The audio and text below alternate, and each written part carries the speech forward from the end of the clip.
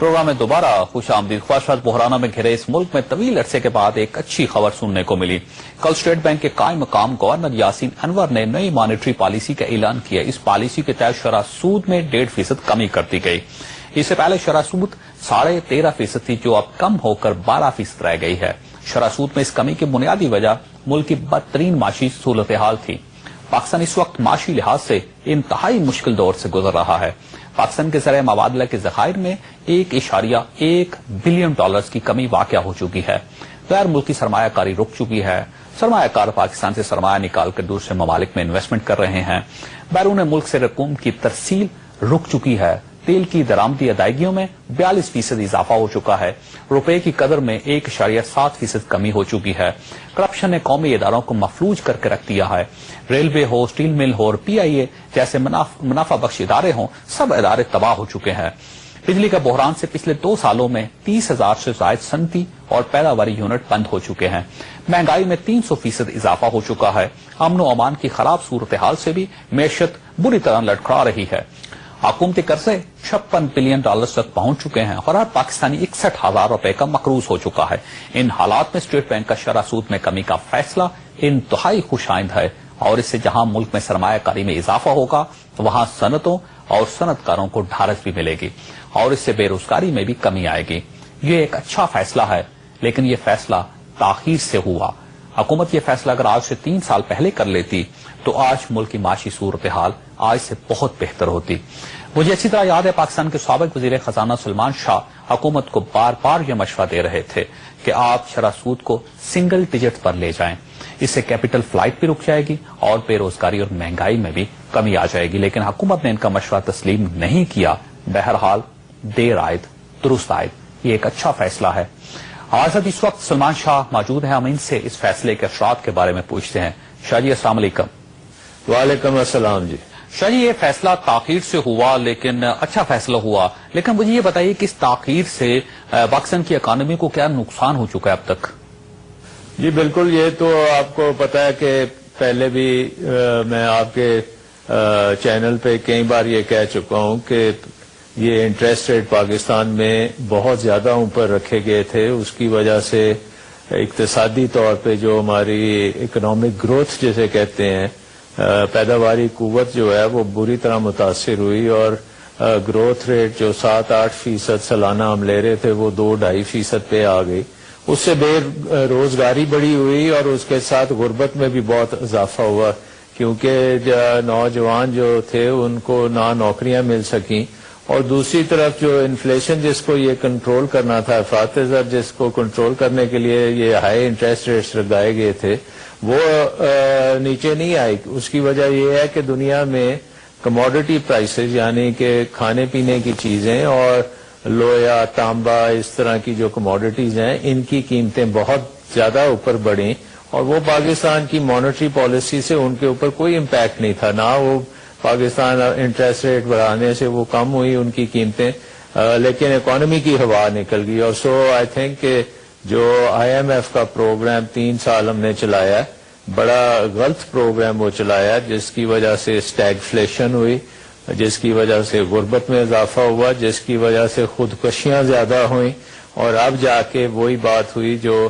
میں نے بڑی پہلے سے کہا تھا کہ آپ انٹرسٹ ریٹس کو سنگل ڈیجٹ میں رکھیں تاکہ پاکستان میں گروتھ بہت لازمی ہے. اگر آپ گروتھ نہیں لیں گے، اضافہ نہیں آئے گا آپ کی پیداواری قوت میں تو نوجوانوں کو نوکریاں نہیں ملیں گی اور اگر نوکریاں نہیں ملیں گی تو وہ دہشت گردی میں جائیں گے، کوئی اور ایسے کام کریں گے جو ملک کے لیے ٹھیک نہیں ہوں گے. تو یہ اگر آپ اس فیصلے سے پاکستان کی اکانومی پر کیا فرق پڑے گا؟ کیا پاکستان کی اکانومی گرو کرے گی اب؟ اور وہ جو اس سے ایک خوفناک قسم کے بحران کا شکار تھے ہم، وہ ختم ہو جائے گا اس سے؟ دیکھیں اس میں سب سے پہلی بات تو یہ آئے گی کہ جو حکومت کا سود دینے کا جو جیسے ہم ڈیٹ سروسنگ کہتے ہیں بجٹ میں، اگر یہ انٹرسٹ ریٹس ہم نیچے ہی رکھتے ہیں اور اس کو نیچے لے جاتے ہیں تو وہ تقریباً 800 ارب جو پے کرنا تھا اس میں کم از کم 50 سے 100 ارب کی کمی آئے گی اور وہ پیسہ پھر آپ سوشل سیکٹر پہ لگا سکتے ہیں، ایجوکیشن پہ لگا سکتے ہیں، ہائر ایجوکیشن کمیشن کو دے سکتے ہیں, تو اس سے فلڈ ریلیف کر سکتے ہیں.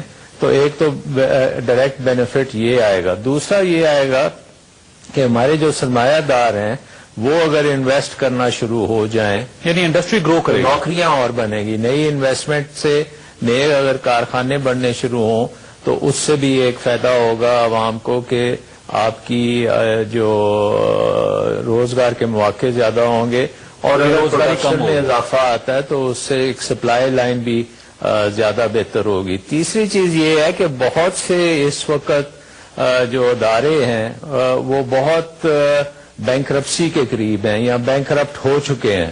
تو جب یہ سود نیچے جائے گا تو ان میں تھوڑی سی جان پڑے گی, وہ ہو سکتا ہے کہ دوبارہ چلنے شروع ہو جائیں, اور وہ جب دوبارہ چلیں گے تو اس سے بھی روزگار کے مواقع آپ کو ملنے شروع ہوں گے. سو آئی تھنک کہ اس کے بڑے پازیٹو قسم کے ہیں امکانات. یہ بتائیے شاہ جی کہ یہ شرح سود فائنل ہے یا حکومت کو اس میں مزید کمی کرنی چاہیے؟ 12% سے کم 10% تک لے آئیں, 9% تک لے آئیں, 8% تک لے آئیں. کیا اس کو کم کیا جا سکتا ہے اور کمی کرنی چاہیے حکومت کو؟ جی, میرا جو ریکمینڈیشن ہے کہ اس کو سنگل ڈیجٹ میں لے کے جایا جائے, اور میری ریکمینڈیشن ہوگی کہ اگلی مانیٹری پالیسی کی جو آئے گی اگلے 2 ماہ کے بعد, اس میں ہمیں اس کو سنگل ڈیجٹ میں لے جانا چاہیے, یعنی اسٹیبلائز رکھنا چاہیے تاکہ پھر بزنس اس کے مطابق اپنی پلاننگ کر سکیں اور آگے چلیں. اس کے ساتھ ساتھ اور باقی چیزیں کرنے کی بھی بہت ضرورت ہے, اور اس میں جو ہماری گورننس کے ایشوز ہیں وہ بھی ہمیں طے کرنے ہیں. پھر یہ جو آپ کے حکومتی اس وقت قرضے لیے جا رہے ہیں بے شمار, ان کے اوپر قابو پانے کی ضرورت ہے. ڈیفیسٹ خسارے کو کم کرنے کی ضرورت ہے.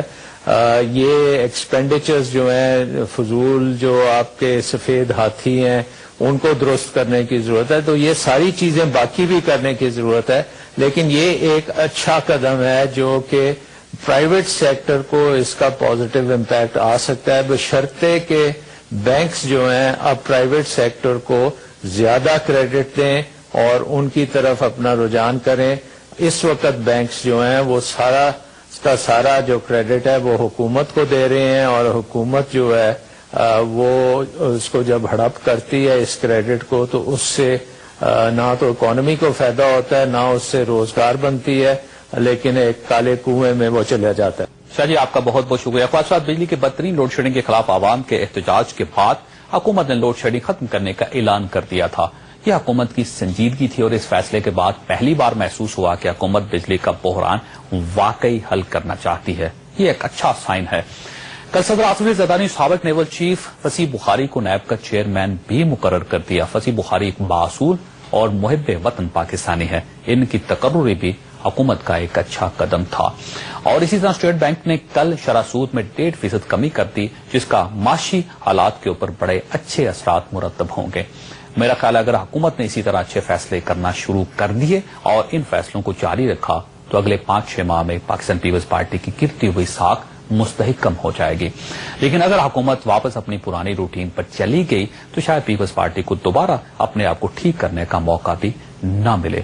یہاں پر آپ سے اجازت لوں گا کیونکہ پروگرام کا وقت ختم ہو گیا. اللہ تعالیٰ آپ اور آپ کے اہل خانہ کو ہر قسم کی مصیبت سے محفوظ رکھے.